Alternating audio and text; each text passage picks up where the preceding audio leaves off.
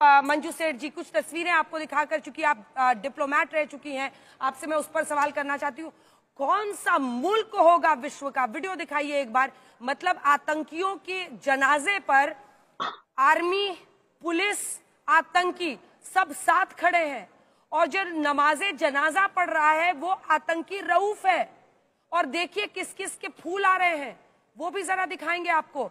ये देखिए, पुलिस हो, आर्मी हो, आतंकियों की फौज हो, सब एक साथ खड़े हैं।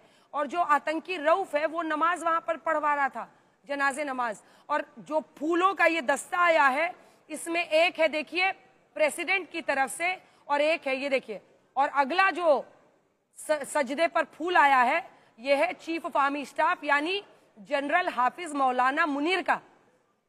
बताइए, ऐसा मुल्क है। और इसीलिए तो पूरा विश्व आज, मतलब अगर हम देखें बाय एंड लार्ज, सभी देश साथ दिख रहे हैं, किसी ने भी इस तरह से इसके खिलाफ बोला नहीं है, भारत की कार्रवाई के खिलाफ।